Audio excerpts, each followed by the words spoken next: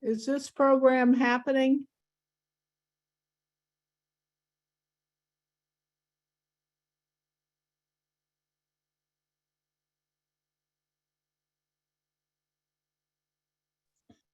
I thought I was the only one who wasn't getting it.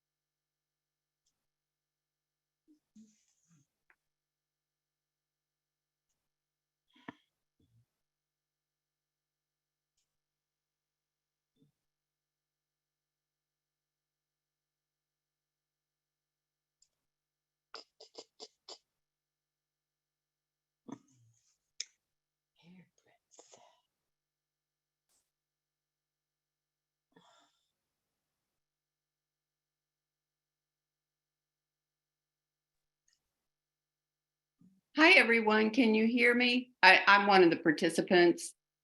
Yes. I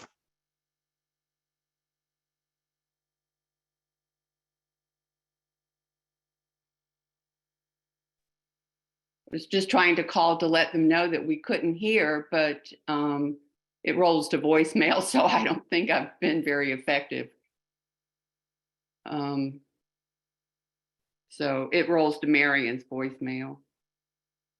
Does anybody have a phone number for them?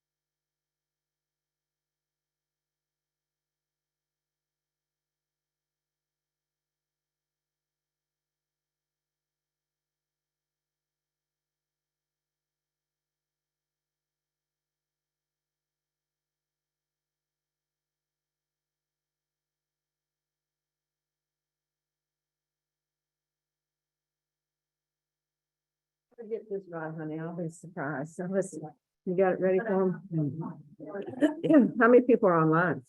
Okay, there are people online soon. They'll be joining. I'm gonna take this off for just a second. Hello. Oh, yeah, it's on. Good. Yay, we did it right. Welcome to Central DeKalb Senior Center. I see many familiar faces, and I see people I haven't seen in a while, and I see people who have never been here before, but we welcome all of you today. I have to tell you, during COVID, I went out to the property tax office to get my homestead exemption and my senior exemption corrected. So I could get it because I turned 70 during COVID.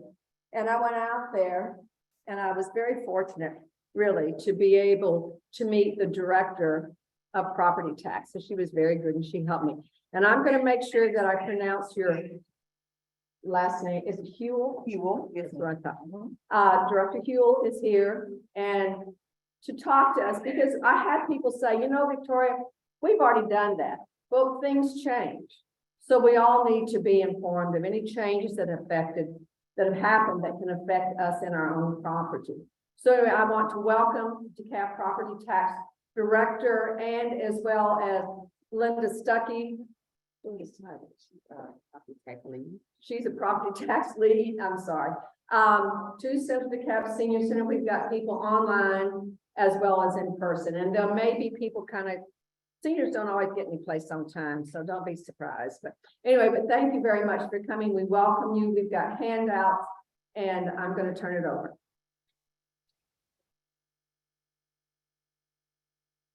Good afternoon, everyone, and thank you for joining us today. We're so delighted to come out to speak to each and every one of you. And we will have our questions at the end. If you guys can just jot down your questions, or if you hear of something that we say and you don't understand, please feel free to stop us. I want to make sure everyone understands the exemptions that are offered here at DeKalb. So of course, my name is Christy Huell. I'm the Director of Property Tax, and I have a member of my team, Ms. Belinda Stuckey. She's our property tax lead. She's our trainer. She's our everything. So we have her here. Normally I have my other team with me, but since it's homestead season, our office is very busy. So the two of us came out to present today. So today I'll be presenting the homestead exemptions. Of course, we'll talk about the senior exemptions, the special exemptions, and all the other exemptions that we have. Because DeKalb has a lot of exemptions that you guys may not be well aware of, but we want to make sure that we explain those to you thoroughly. And of course, our tax commissioner here in DeKalb is Mr. Irvin J. Johnson, and he would have loved to have been here to present, but of course he had to go handle other things to assist with the exemption process. Linda?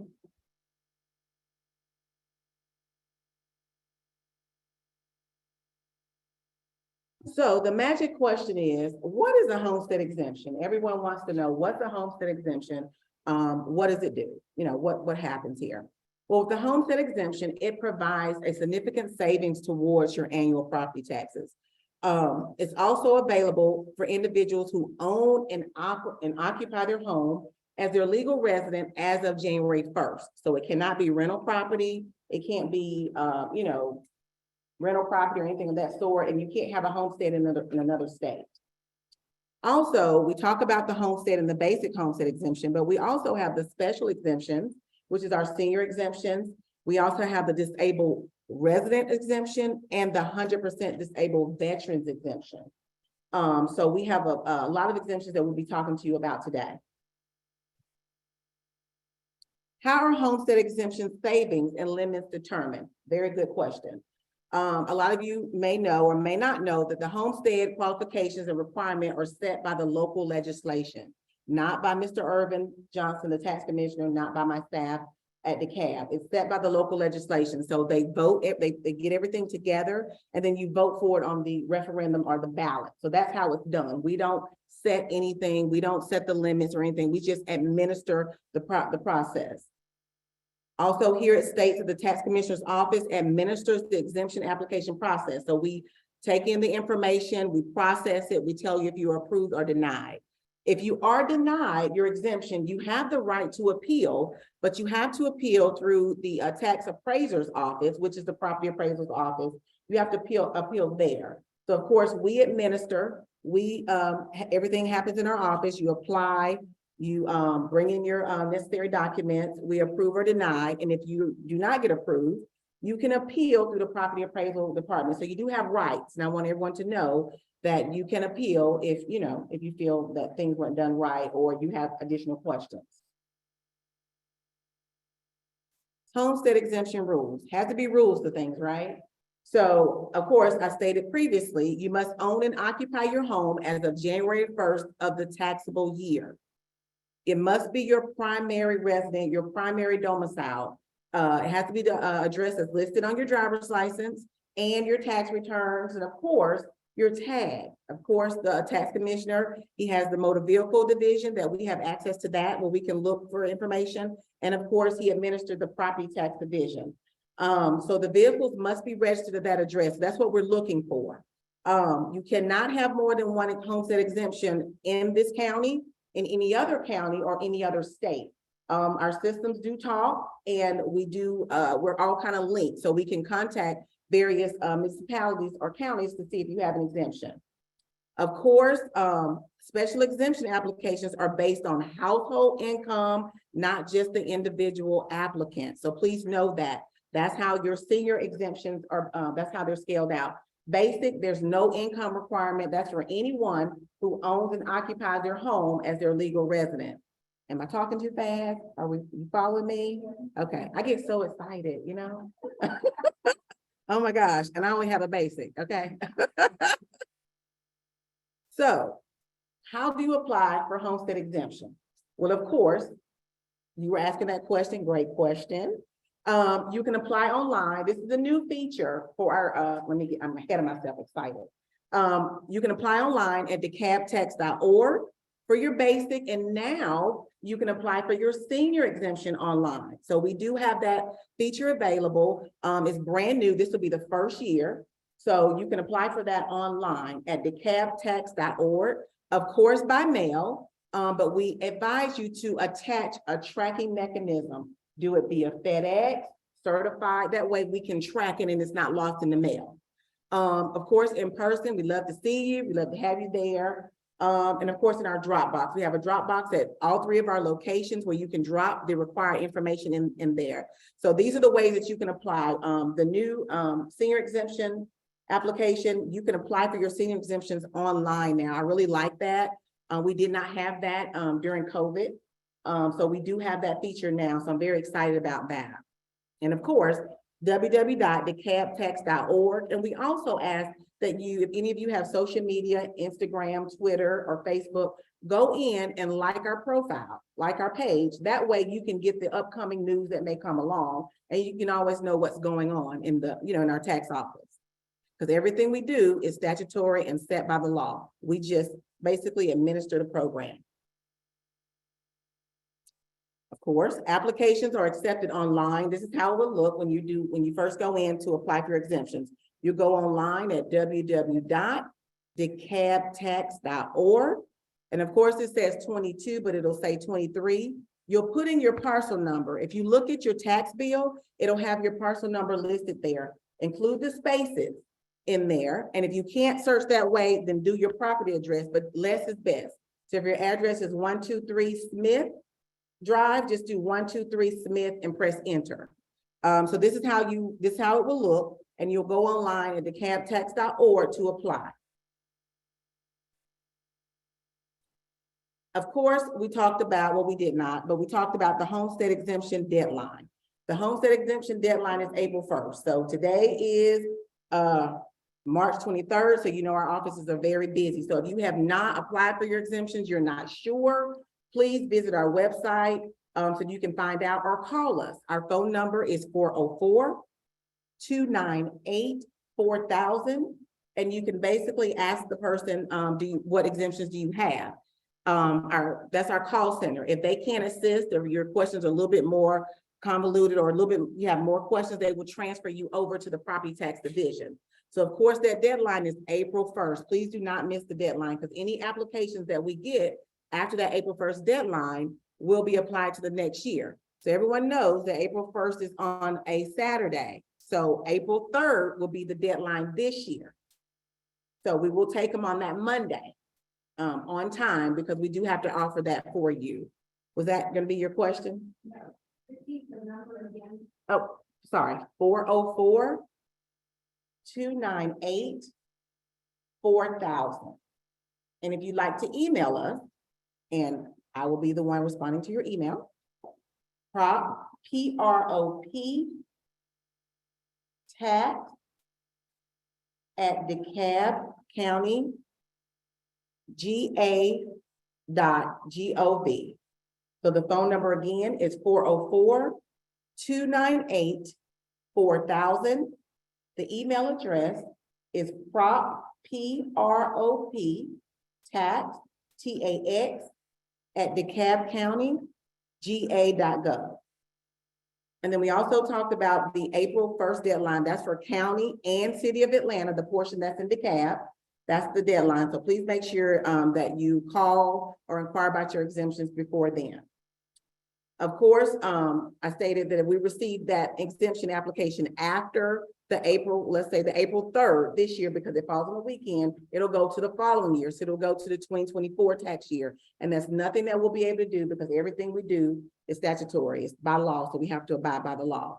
And remember, disabled veterans exemptions can be applied for year round. So this is the only exemption that has a special provision that you don't have to have it by the April 1st. That is the only exemption, disabled veterans, and you have to be 100% service connected. So Ms. Belinda Stuckey will go more into detail about the various exemptions that we offer. Ms. Belinda Stuckey? Yes, ma'am. Yes. Good afternoon, everyone, and thank you so much, Christy. So thank you for having us. I am going to put on my eyes so I can see. And as Christy mentioned, a homestead exemption deadline is normally April 1st. Because April 1st falls on the weekend, that deadline is going to be April the 3rd. Okay. Extending the homestead deadline. There is an extension, but you have to have already come in and started the application process. You have to have come in and started the application process. In the event that you've come in and you've submitted your documents, you submitted your financials, and you're lacking something, we'll definitely give you an extension. We'll give you 10 days to get that information back to us. That is the only extension that we're giving beyond April the 3rd. In the event that there's a late transfer of ownership, and that's done by GIS or Geographical Information Systems, we will honor that transfer as well. But those are the only two instances where there's an extension or a grace period or an extension that's given in this process. Okay. Special exemption required documents. So once you have your basic homestead and you've reached the point to where you're coming in for a special exemption, whether it be your disability exemption, the veteran exemption, or your senior exemption as early as age 62, being of age by January 1st, we ask that you bring in your driver's license, your federal and your state tax returns. If you are still filing taxes, we require that we have your federal and state. And as Christy mentioned, it is a household income. So if it's you in the household and you have other adults in the household who are earning income, we would need their financials as well. Of the federal, we're looking at your page 1 of that 1040. If you're filing your 2022, as you know, each year the forms change just a little bit. 2022 will need your page 1 and your page 2. Of your Georgia state return, we need your pages 2 and 3. So if you're going to come into the office and you don't want to bring that entire packet, those are the packets that we ask that you bring in to us. 2021, page 1 of the 1040, 2 and 3 of the state. 2022, we're asking for page 1 and 2 of the 1040 and 2 and 3 of the state. If it gets confusing, bring it all. We'll make the copies that we need. It's not a problem. If you do not file a federal or state tax return, Or let me back up just a little bit. If you do file a tax return and you're not required to file the state, when you come in, just let them know, hey, I'm not required to file the state anymore. I only have my federal. We can definitely process that way. Now, if you reach the point where you're no longer filing a tax return, bring in your proof of income, whether it's your Social Security, that's going to be that 1099 statement that you receive every year in the mail, or if you're receiving pension, you'll bring in your 1099-R from the pension that you're receiving. We'll be happy to help you with that as well, okay? For our veterans, our disabled veterans, 65 and older, we do ask that you bring in your proof of income so that you can get any additional savings that are due to you, okay?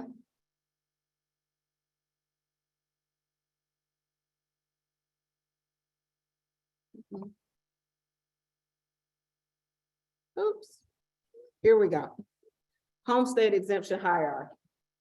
So this kind of coincides with the handout that we've left for everyone.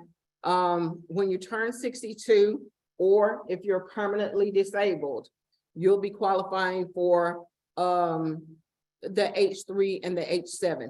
The H3 will eliminate the school tax and you'll pay all of the other county authorities. The H7 is better savings for the county and the school tax, but it doesn't eliminate anything. Keeping in mind, all of these exemptions are going to be based on your income.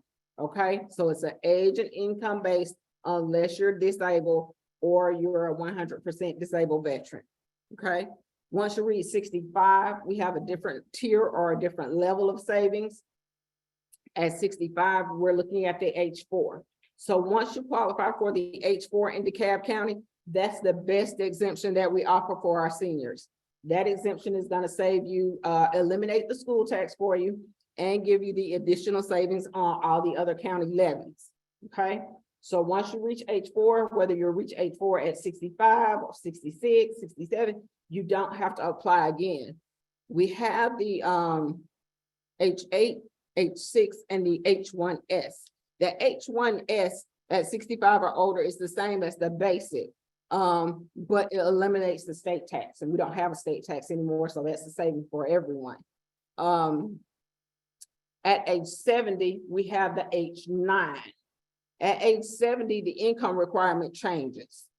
At age 70, we're looking at your federal adjusted gross, and that federal adjusted gross at 70 is $104,526. So at age 70 or older, we're only looking at your federal adjusted gross. It's not the same algorithm from 62 to 69. Okay. And then the H1F. The H1F is the basic exemption that everyone is required to have in order to look to get another exemption. That's the base that we build on. There's no age or income requirement. Only requirements are that is your primary residence, you own and reside, your vehicles are registered there, as Christy mentioned earlier. Okay. All of this information that we're providing is available on our website at decabtax.org.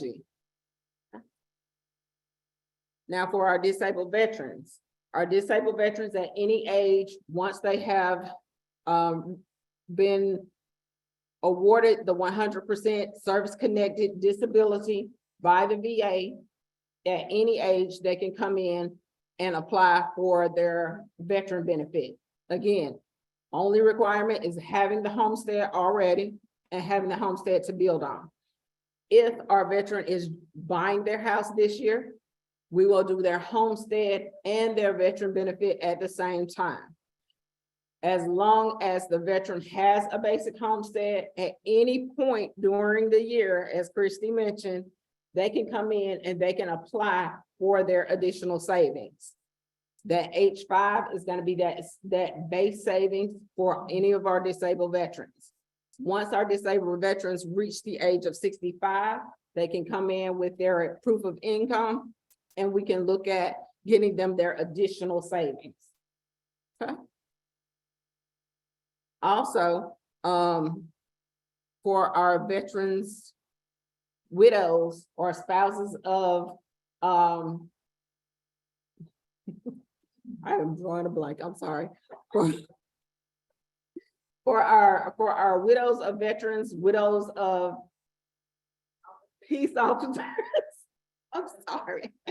For our peace officers, police officers, for any of those widows, the peace officers and firefighters killed in the line of duty, they can come in and they can apply for the benefit.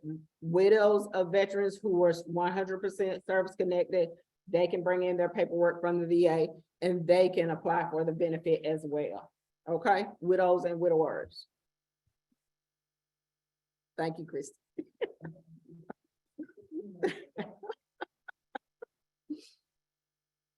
How does homestead exemption work? Homestead exemptions have three parts designed to save homeowners money on their annual taxes. Their property assessment freeze, and you get your property assessment freeze when you initially apply. So when you apply for your basic homestead exemption, your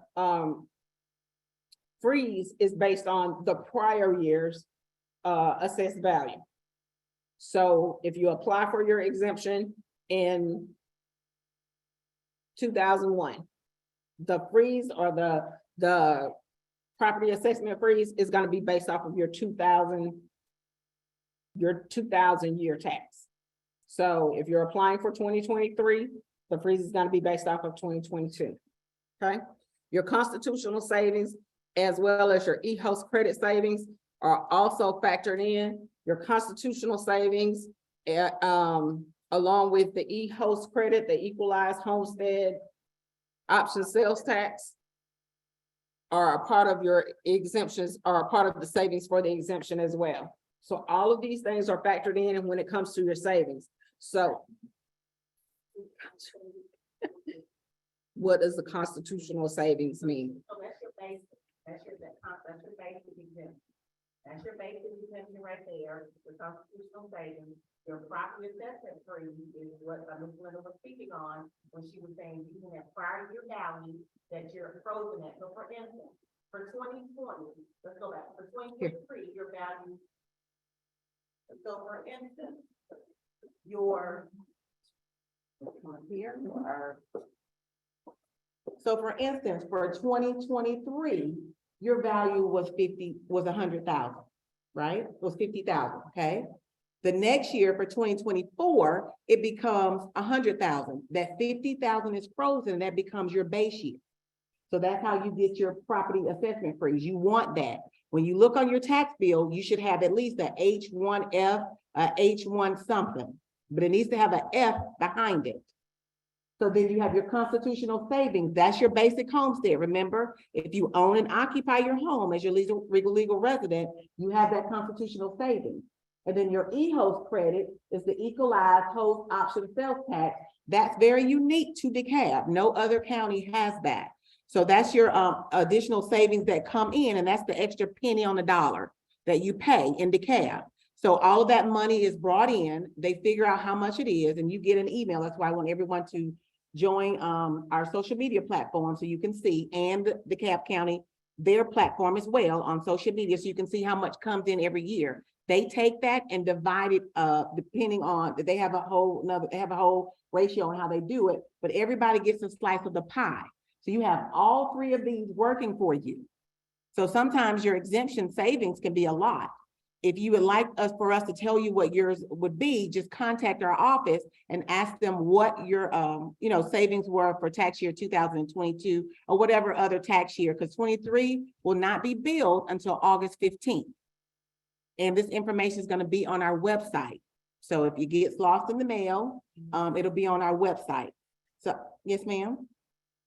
I know you just somehow. Okay. I still don't understand what e-host and credit. So your e-host is the extra penny on the dollar that you pay for your sales tax. When you go to the store and you buy groceries and things, they charge a sales tax. So that's that extra penny that you pay. So for instance, I don't live in DeKalb, but I work here, love it. Is it 7%? I don't know what the sales tax here is, but whatever that extra penny on that dollar is, it all comes back to the county. They figure out what it is. Is it 3 million, 2 million, 20 million? I don't know what the dollar amount is for everybody. And then they go and equally divided out, depending on values and so forth. And that'll tell you how much that you'll receive for that. So all of that is your savings for that year. So you have all three of these things working for you. So, but if you don't apply for your homestead, none of this is working for you. So you have to make sure you at least have that. Miss Belinda, I'm gonna let Miss Belinda come, I'll take over, you know. I'll let Miss Belinda finish and then we'll answer questions. We're here to help. We're already out of the office, so we can help and look at things for you, okay? Miss Belinda? Ma'am, you wanna take that? Okay. Thank you. Thank you, Christy. Okay, so hopefully that's a little bit clearer. Okay. So we'll go on to the next slide if everybody's good. Just keeping in mind the e-host credit, if you ever notice that when you're driving through the cab, those floss signs, your penny at work, anybody ever, that's what the e-host credit is. That is what it is, the equalized homestead option sales tax. Okay, so once everything is done, once all of the projects are done for the year, once everything is paid for, then that's how the taxpayers of the cab benefit. Because our CEO, Michael Thurman, goes in with the finance department and then they decide, okay, this is what we have left. So we're gonna take that and we're gonna give it back to our taxpayers because it's your money. It's that extra penny that you voted to pay. And that's how the savings are dispersed for you on your e-host credit. So for the last 2 years, the 2022 tax year and the 2021 tax year, if you already have a basic homestead in place, you didn't pay your county operations and your hospital. That's what the e-host credit is paying on your behalf. So when you look at your tax bill, I have one I can show you, or if someone has theirs. When you look at your tax bill across the top, it's gonna have a formula there for you. It's gonna have everything that goes into factoring in that formula, and then the last 3 columns are your savings. Your property assessment freeze, your constitutional savings, that homestead exemption, and then your e-host credit. And then on that very last line, it's gonna give you your total. Okay, but like Christy said, we're here and we'll be able to look at any ones if you need help with it. Okay. Okay, and we'll pull up a bill for you. Final notes. Applications for the city of Decatur, Chamblee, and Stone Mountain must be filed with that county and city. Okay, so you'll apply with us for the county. And then for these 3 cities, you'll go to the city and you'll apply as well. Keeping in mind, when you apply for your exemptions, whether it be base, homestead, veteran, the burden of proof for the application lies with the taxpayer. So if there's anything that we're missing and we reach out to you, whether it be you applied online through our new portal, or you came into the office and we sent you a letter back, it is up to you as the taxpayer to get us the information that we need back, because the burden of proof lies with you. If we do not receive an application, we cannot apply an exemption. I know a lot of people will call in and say, you know, my cousin lives in Mississippi and her senior exemption is automatic. She doesn't have to do anything. Each, as Christy mentioned, each state, each municipality, each county, city has their own guidelines and their own requirements. Here in DeKalb, our seniors have to apply for the exemptions, and they are based on age and income, okay? Homestead exemptions are not automatic. It is something that you do have to apply for. You do have to follow up on to make sure that everything is completed, everything that is received. And that's easy to do on our website, decabtax.org. We're gonna say it all day. decabtax.org. You can search for your parcel. You're gonna come up to our home screen, and we can show you the website as well. You'll come to our home screen. The quickest way that I found to get to it, to tell people, is click on payment, make a payment. From there, you'll click on property tax. And then from there, you have the option of either putting in your parcel or your PIN or the street address or your name. If you have your bill, always use your parcel. And on that website, we have instructions on how to enter that information in so that it will give you back the details that you're looking for. Okay. So now we've come to questions. Christy's gonna come back and join me. Yes, ma'am. We'll go down. Yeah. We're gonna bring you the mic. Yes, ma'am. No.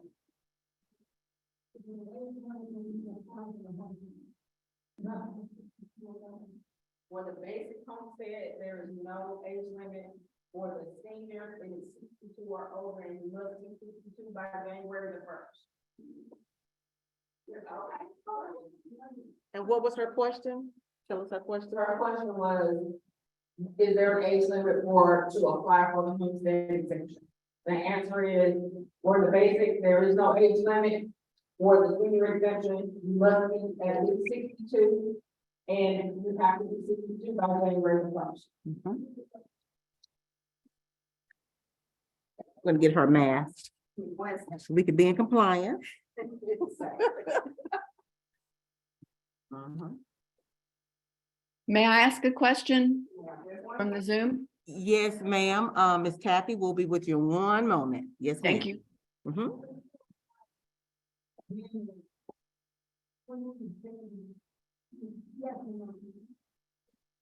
What was her question? Her question is, when you apply, if you apply by January, will we get a response?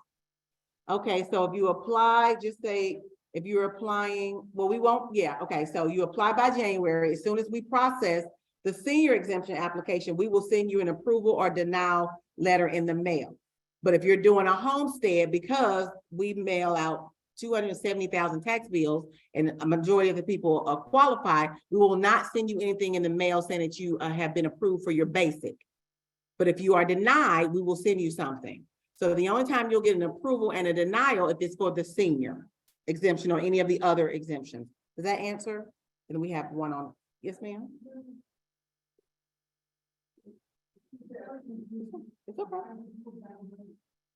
Yes, ma'am.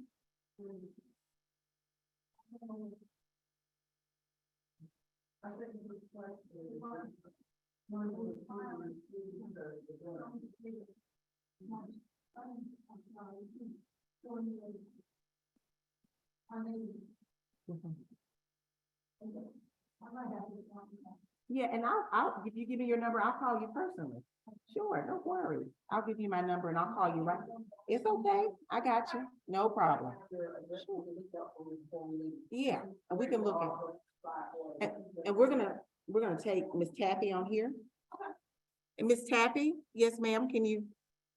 Yes, my question is, if you have an H4 exemption and then you turn 70, do you have to reapply and get the H9, or how does that work? So if you have the H4 exemption, that is the best exemption that the county offers. So we can't tell you not to, but that's the best exemption and the best savings that you can get. So would you apply for anything else?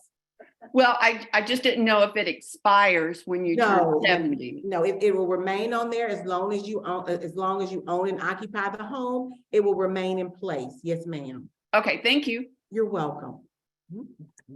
Okay. Oh, okay. Yes. What?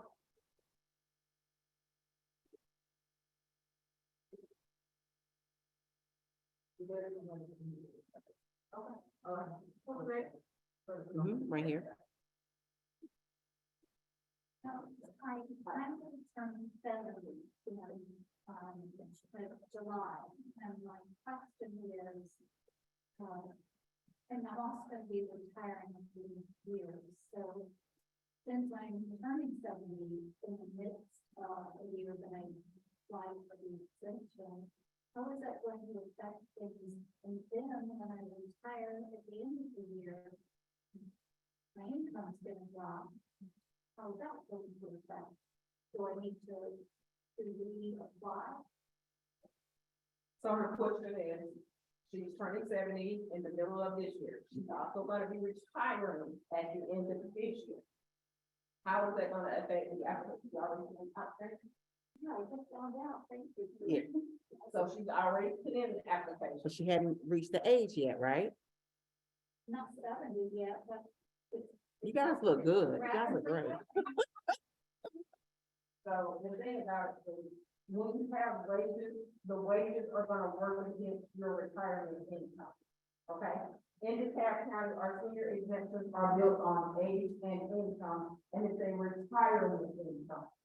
So if you're earning wages from 62 to 69, then those wages are gonna work against you when it comes to trying to qualify for the exemption.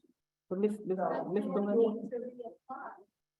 Next year, you'll be 70, January 1, you'll have more money to work with. This information they will send you a response. And if you tell you that the letter saying you're over income, you try again, then you try again next year.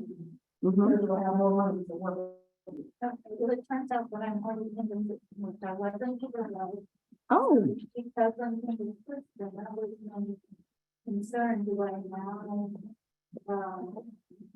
I can go back and reapply when I turn 70 or at the end of the year.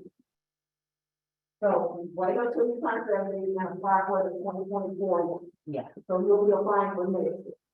So she'll apply for 2024, because she'll have some of the money where she's been working.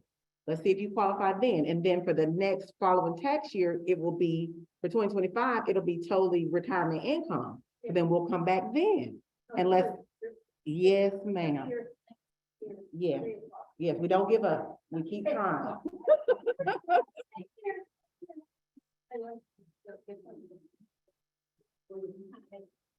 My house, I said, I really need last year, I know how to do that. And I was feeling that I think it should have down, because I typically where we don't need information, but for now. And so my, and yeah, my assessment is higher than two realtors who looked at my house. So, to, this out. And so my question is, if I get that amount frozen, and I'm just stuck with that last year, and there's no way to change it. Right, so you have, okay, so your first question is, what I would advise you to do, anytime you're doing an appeal, and of course, we work for tax commissioners and the assessors handle this function, but make sure you get your comps in your area. So when you went to your appeal hearing, I would have taken all of those comps from my realtor, because that's what they need to see. And they use that. I would take 3 comps or whatever three sets of comps, take that to your hearing to validate your, your cause, the proof that you don't feel that your value is that high. Well, if you do it by square footage and I drive by, it's gonna look like if that's correct, but it's not correct. When you come inside. But they will visit. So I would ask them to do a total reassessment, that the information listed there, you sense that it's not correct, so you want them to enter the correct square footage, bedroom, bathroom. You need for them to relook at your profile to make sure everything is right. Then they need to look at your comp to see, is the house worth that? If you have a house in your neighborhood that's similar to yours, that's sold for 500,000 and your home is worth 300,000, guess what's about to happen to your value? It's about to be the 500,000 because it goes on market, what it's being sold for. That's why everybody's property value has increased, including mine. I'm upset. Because it depends on the sale in the community, but you have your base year, your freeze exemption to help you with some of that inflation. But it's still gonna go up because remember your millage rate changes every year. And how you understand a millage rate is, think about the APR, the interest rate. The millage rate is set every year by the county and the city. Well, if that goes up, of course your taxes are gonna go up. So you have a lot of factors in place that can determine why your taxes are going up. We just need to look at it to tell you why. But everybody's taxes is going up is because of value. Millage rates have not really increased that much. They're being conservative, but the values are high because the properties are being sold for a higher value. So let's kind of revisit yours. We want to get your information. Let's just look at yours too, okay? Any other questions in the room? Yes, ma'am. In the back. And if there's any questions online, let us know. Okay, Miss, you'll be next, Miss Taylor.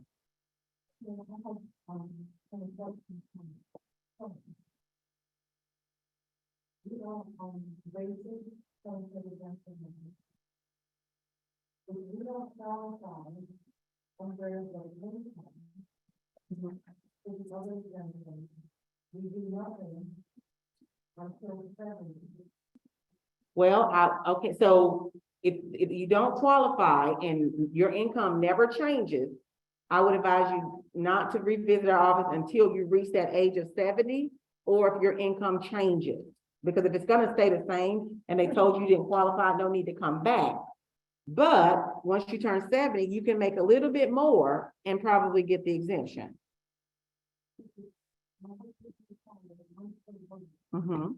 So that would, you don't qualify for any of the, like, any of those, mine would be good. So have you come in and did we tell you you didn't qualify? Did we tell you?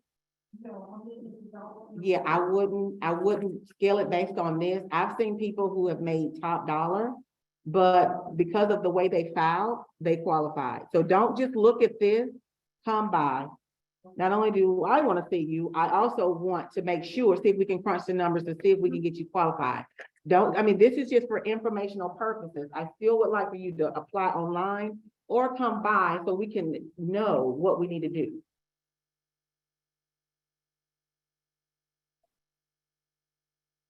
Oh.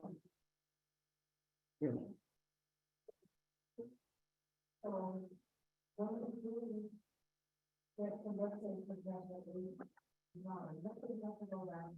Mhm. The three become part of the basic homestead exemption. He's actually, the three become first that basic homestead exemption. Yes, the freeze is set from that. Yes, ma'am. The freeze is set from that. Yes, but I do advise you to come by. Let's look at it, please. So we have Mrs. Jackie Taylor. Yes, ma'am. On Zoom. Can you take yourself off mute? Miss Jackie, let's see. I don't. Can you hear me now? Yes, we can hear you now. Okay, I don't have my 2022 taxes finished. Mhm. Can I bring in the 2021? Or, Absolutely. oh, I can. Yes. Okay, So that very good question, Mrs. Jackie Taylor. So if you haven't filed for your 2022 income tax return, if you haven't filed your 2022 federal income and state income tax return, we will take your 21. So we'll take those to see if you qualify. And then if you can go and apply for and if you don't qualify there, you can run and apply for your, file your 2022. Let's look again. As long as we can beat that April 3rd deadline, let's do it. But right now, we are accepting 2022 federal and state because we know some people have not applied. so I absolutely have to show up before April 3rd. Yes, ma'am. I can do that. I can't show up afterwards. And so they were telling me there was a place near Peachtree DeKalb Airport. Yes, our newest facility. And of course, I don't know the address because it's brand new. Let's see. I have a general idea of where it is. It Yeah. is, it's our north location and it's 3653 Claremont Road. So it's across from the racetrack. A Quick Trip, and it's a CVS that sits on the corner. I know right where that is. Yeah. It's a brand new facility, 3653 Claremont Road. Any of our two satellite locations can assist. But of course, I keep saying, if you want to see us, come to the central location and we can assist. And then you can sit down and have a more thorough conversation. And do I need to, maybe I better find out where you are, but do I need an appointment to go? Very good. You have great questions, Ms. Jackie. So I would advise anyone coming into our office or any of the satellite offices to go online to thecabtax.org, click appointments and click the location you'd like to go to visit and set your appointment. That way, when you come in, we'll take you over the line that's out the door. And I don't know if this will be a problem, but I own a duplex. Mhm. So the house is listed under my name as 2363, but on my address, I have 2365 because I have two house numbers. Is that going to present a problem? No, because if you have a duplex and it's on and you live there, you'll get exemption on the entire house, even though you rent out the other side. Okay, great. That's the benefit of a duplex. Yes, ma'am. Okay, I'll look for you. Yes, ma'am. So do set your appointments. If you can't figure it out online, contact the 404-298-4000. Let them know the location you'd like to visit and they will set your appointment. We're trying to make it easy so you can get in and get out. Because right now there is a line. So I'm glad that we're here with you guys. And you're open weekdays from when to when. Yes, ma'am. Okay, thank you. Any other questions? You know, if a family trust gives an exemption, Oh, you guys are smart. Yes, you do. But we ask that you complete our trust affidavit. And we will go in and make sure everything is good. Of course, you have to have that filed in with the clerk of superior court. But yes, you will get an exemption if you have a living trust, a family trust, revocable trust. does it get the maximum or does it just get the H4? No, it'll get anything. Because the applicant must live there. So for instance, if I have a trust, an ABC Trust, revocable trust. But I'm still living there. I can still get my homestead because I'm living there. So I'll do a trust affidavit swearing that I live there. And I can continue getting my exemption. What about a senior exemption for the trust? It doesn't matter, any What if exemption. the senior passed away Mm, and the heirs are, making the house become a trust? So the heir needs to be listed as the trustee or the beneficiary of that trust. Because we gotta get the affiliation there. And we gotta make sure you're living there. So that heir must have their tag registered there, getting their income tax file, using that address and the driver's license. We're gonna look at everything. But yes, yes, You have to apply, right? they're gonna have to apply though, yes. Mhm. Thank you.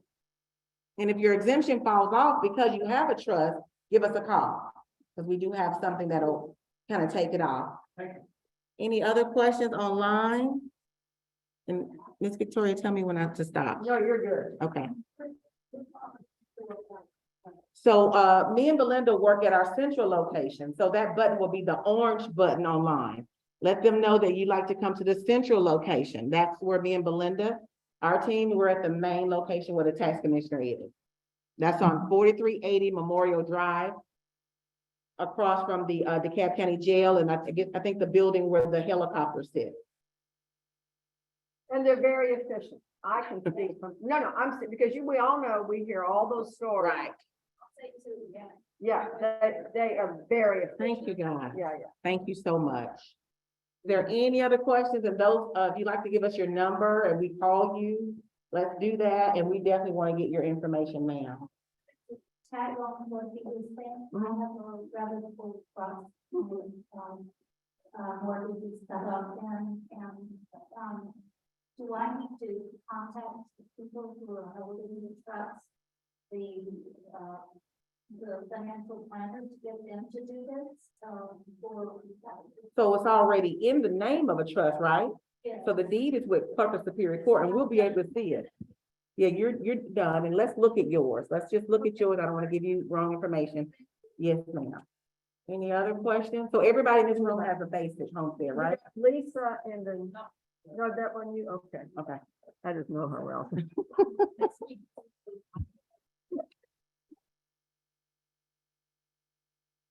She's asking for an explanation of the back of the exemption page, where we have the ordinary income requirement. That's, we're looking at requirement of retirement income. We're looking at retirement income for 2023 for a single person. $1,000 for American $87,000 for the income. Right, exactly. She's still working, her wages is on one again, what the wages, what the retirement is. Right, but still, because the city on how much the wages are. And then some of the chief social security or whatever, highlighted, all those things, like, Mhm. so we want to definitely want to know too. Mhm. So everyone, if you own and occupy your home, you should at least have a basic, because there's no income requirement, no age requirement for a basic. Everybody should have that. So if you don't have any questions, we'll turn the program over to Mrs. Victoria. Well, let me just say one thing, and I know I'm speaking on behalf of almost everybody in this room because I know just about everybody. Do not let this process intimidate you.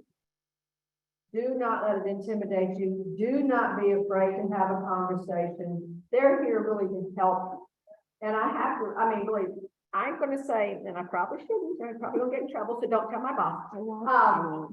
With your leadership, it's changed out there. Thank you. Oh my gosh, thank you so much. So if you've had a past experience that wasn't positive, give them a second try.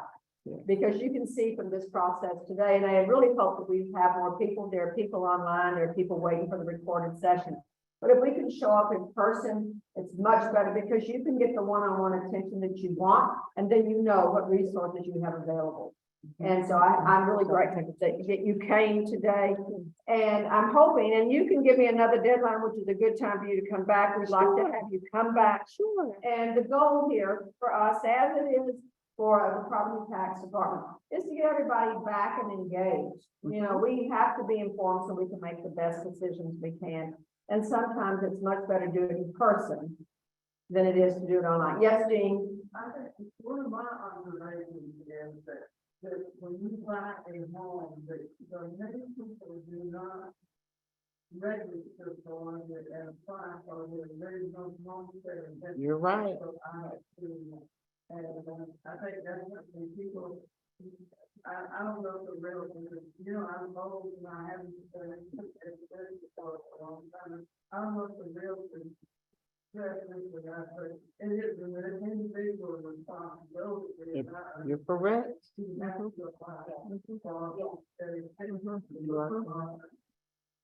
Listen. So my take home is, so I applied before, and I'm working, my husband is retired and I was not eligible, I was eligible, whatever, homestead exemption. But my take home is that I should apply every year. Yeah. Because things could change on your side or on my side. Yeah. every year. And, you know, I get older and, you know, I'm 60, but when I get 62, maybe it'll be different, my husband's over 70. But, you know, everything can change and it doesn't hurt to apply every single year. And when I come in and apply, I'm bringing in my taxes from, you know, so for this year, if I go in tomorrow, I'm bringing in 2022 and 2021 tax. Yeah. Correct? You can bring your 2021 and 2022. Will they be exact? Like, did anything change? So. Okay, then we'll just look at your 2022. But if you do not, if you do not have your 2022, we will look at your 2021. Yes, ma'am. So just the previous year taxes. Uh-huh. Just go through the process and maybe eligible for something that you really know about. Or Right. that you do not. And I also want to tell everyone, your notice of assessment is coming out. So remember, the deadline is April 1st or April 3rd this year for your homestead. And then we'll go into the next cycle, which will be the notice of assessments that come out from the tax assessor's office. That's where it's going to show you your prior year value and your current year, your prior year value and your current year value. And then your current year tax is just an estimate. If you feel your property is not worth that, you have 45 days from the date of that notice to appeal. So that's your window.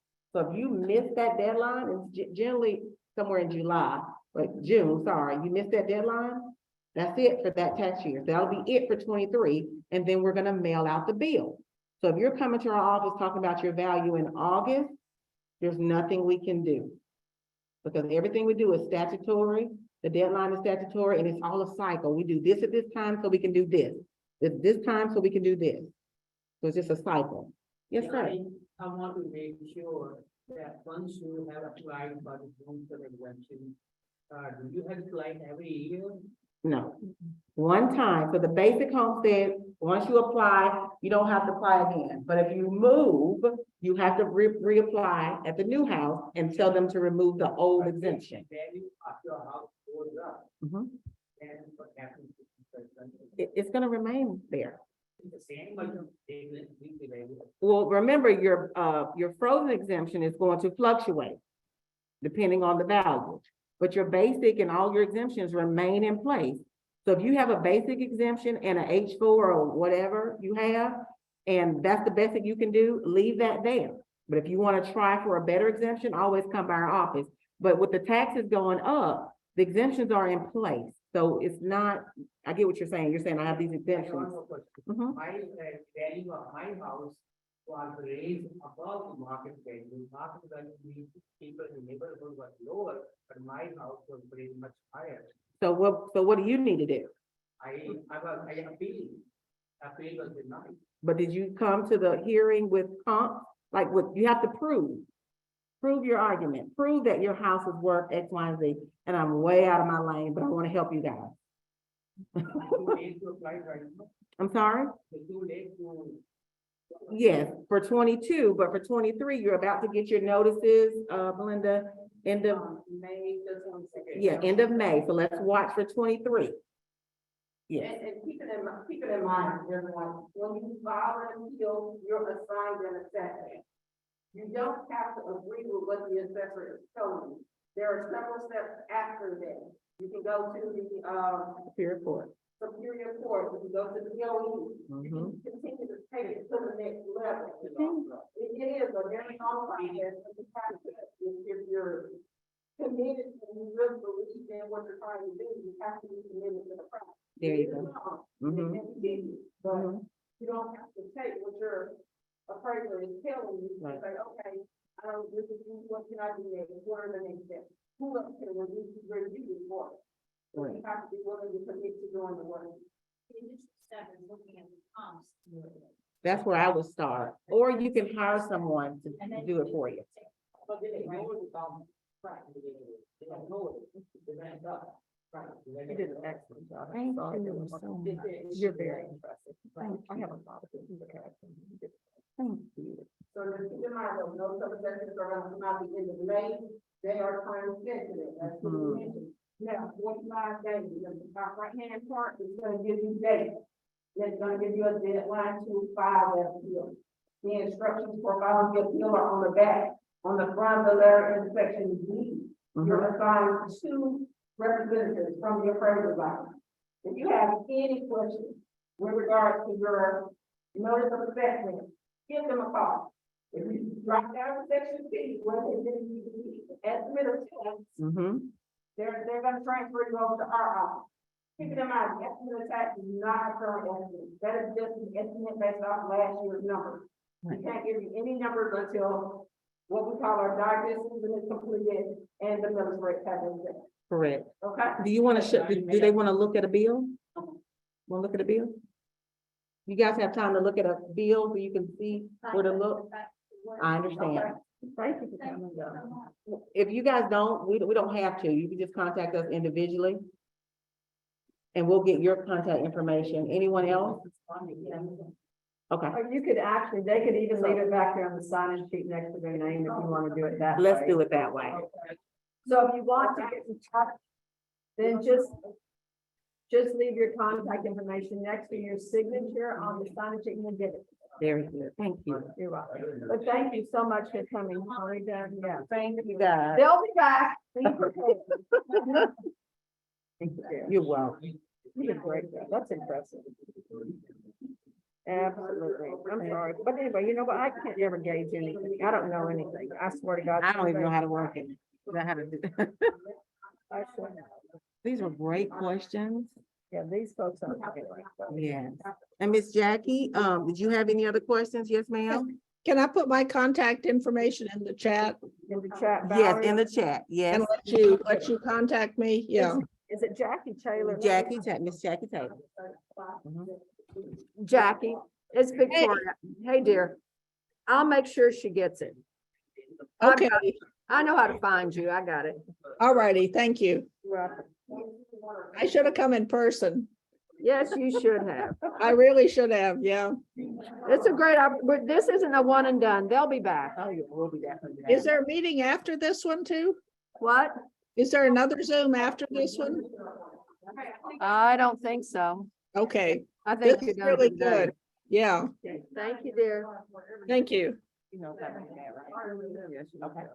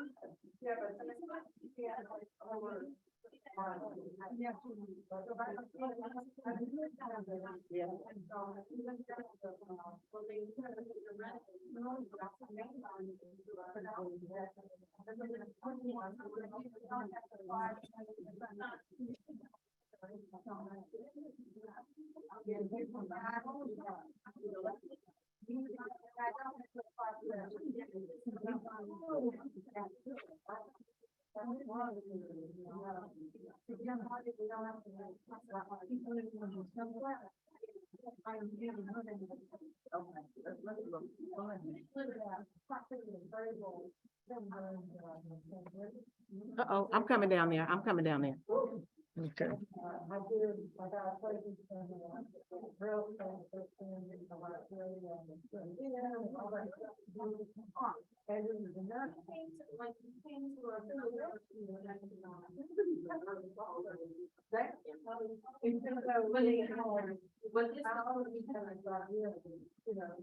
we have them for it. I think I don't think that there are.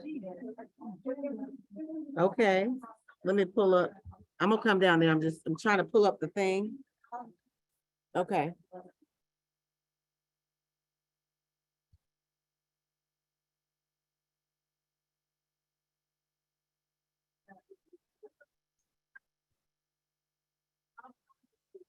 I'm gonna see you tomorrow.